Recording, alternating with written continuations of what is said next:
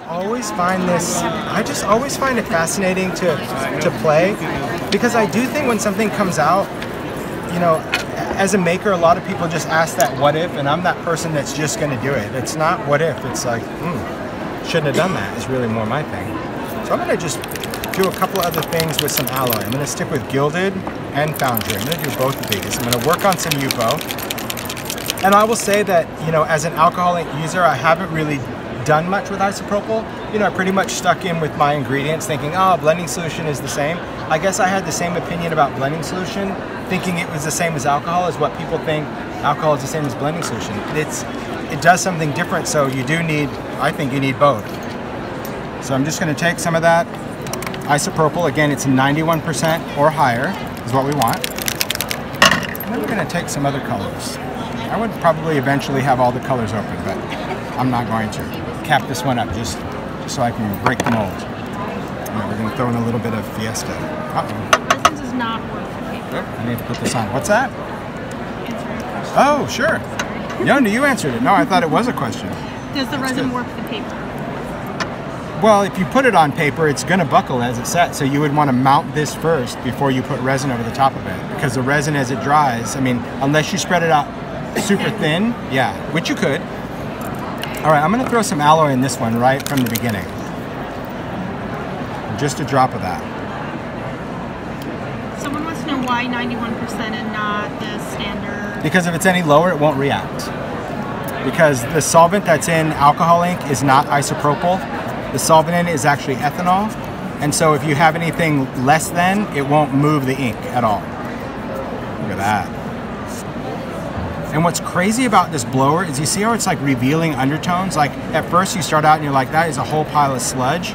And then when you move it, you're like, oh my gosh, there's colors under there that I didn't even know existed. But you can also see this alloy in action. See how it just breaks up? But then if you let go, it's just gonna start finding its way back. Again, I'll put in a little bit more here. And I'm going to throw in some blending solution. Blending solution is going to change things up just a bit.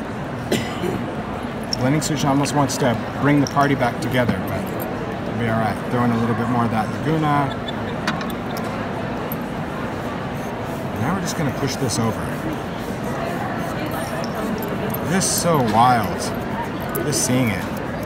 Now, because these are translucent colors, like, you know, don't get too crazy, because you'll eventually mix it, but you still have time. I found that blending solution and using a little bit of that isopropyl really gives you a lot more control. And as I mentioned, this blower changes how you do it. You know, you don't have to just stamp it and hope for the best. This is allowing me to just move my color however I want. And I like that chunk, I can leave it. If I don't like it, I can just blast it out. Completely up to you. But that's what alloy is designed to do. It's allowed to actually chunk up, where a mixative is what's going to give you kind of that smooth bit of metallic. And I'm going to spray this a little bit. Of the alloys different from the drying time of the mixatives? I find that if you put too much of it on, it takes quite a while, because it's a much thicker metallic. Because it's a leafing metallic versus a particle metallic, like a mica metallic. So this I'm just going to spray. There we go. Now this is what's going to blend all this up, so give it a second. Don't freak your freak.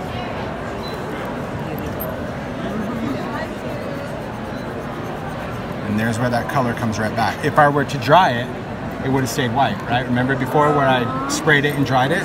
But by letting it sit, it just modeled that color. It just gave it more texture, because I didn't want to change anything. I just wanted to give that background more texture. So that was a spray of alcohol, but then instead of drying it to create the speckles like we did here, bring this one in. Remember those dots? Right. That was spraying the alcohol and drying it, so it just kind of bleached the ink, so to speak, and set it. And instead, just gave it a second, because it does freak you out. You spray it and you're like, oh my God, everything went away. It's like, okay, just give it a second.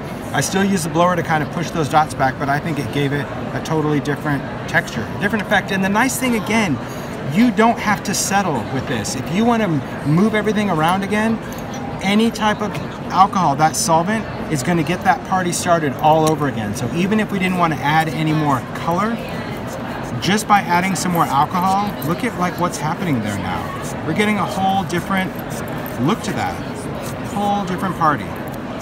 And now I was able to take that alloy and see right there, see those lines?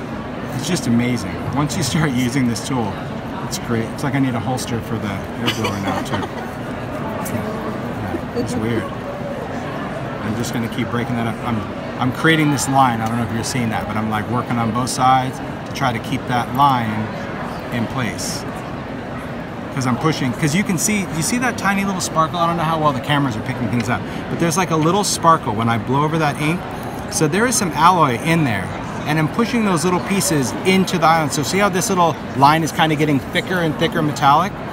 So by just pushing that alloy into itself, you're just getting those pieces to kind of come back together. That's just crazy. And then when we pick that up, you can just see, look at that. It's wild. And I am one that just prefers to let this air dry.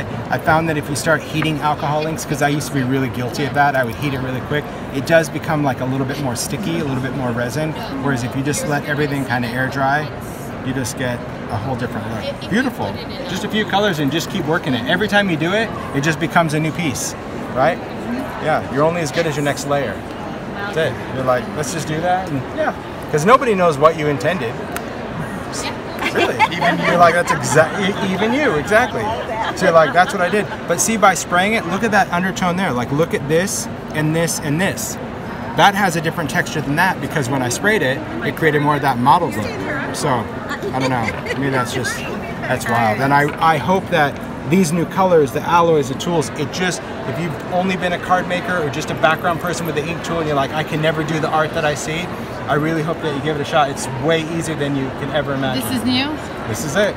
Okay, and when is it going to be able for This is February. All of this ships in February, next month. So really just a couple of weeks. It's already on the shelves from what I hear. Kelly's like, yep. Yeah, I do love it. I think, you know, I said it in distress and I'll probably say it throughout the entire show. This industry is made up of all of you. Whatever you do, whether you're a blogger, a maker, a retailer, whatever it is you do, and the important thing to keep this industry thriving is to celebrate the industry by what you do. So it doesn't matter who you are on social media or how many followers you have or how many likes you get on something. None of that is important. What's important is that you share what you do and what you like to do. This is not an art contest. This is not about, oh, well, this is all you posted. It's not even a finished card. Like, what? It doesn't matter. It's what is going to keep this industry thriving is just by sharing those ideas with each other and not being so held up by the number game, because that's just really what I see now. It's all about like, oh, well, they don't have that many followers. I didn't get that many likes on a photo. I get more likes when I post about candy than anything I ever do. If you want to go back through my Instagram feed, it's like, oh, nothing, new product, nothing. Oh, here's a thing of Junior Mints. Boom! Like, oh, everyone loves Junior Mints. So my point is, like, it doesn't really, this is just about sharing a piece of you or what you do and not worrying about being judged, because I do think that that is what Creativation is now. You know, I've been doing this show for over 15 years, and I know that before it was all business, right? You'd come to CHA, it was like, let's get out the clipboard, we're here to write orders, we're here to make business. And it's changed, right? You come in and you see the show is not multi-levels of a convention center. It's a smaller community, but what that community is we're a community of creativity. And being here, this is a celebration.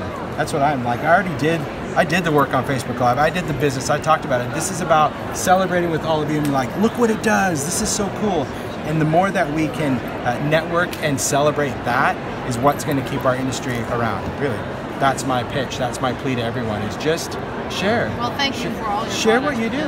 That's what I love to do. I'm blessed that I get to do this for a living. But really, I'm a maker. Every day I make. I don't go home and put all my stuff away and be like, okay, now I can do. Every day I want to just answer that what if thing. So my passion, that excitement is fully genuine because I love what it is, and more importantly is I love seeing when you get it in your hands. I was like, was that me? Did I not put it back right? It was totally not me. But I do. I love seeing what everybody else does with it, because that's the most authentic thing. You know, you see when people are sharing, it's like, wow, why didn't I think of that? You know, or Jennifer McGuire in a protractor, why didn't I think of that? And if she didn't share this because she just thought it was silly, how would we be inspired by that? So that is my plea to everyone. Encourage your customers, your friends, yourself to share something. Share what you're making, right? It's come a long way. We know from the YouTube status or Instagram or Facebook Live, that's why we do it, because not everybody can be everywhere. So there we are. Thanks for watching. Be sure to give our video a thumbs up and subscribe to Scrap Time videos for all the Creativation 2020 coverage.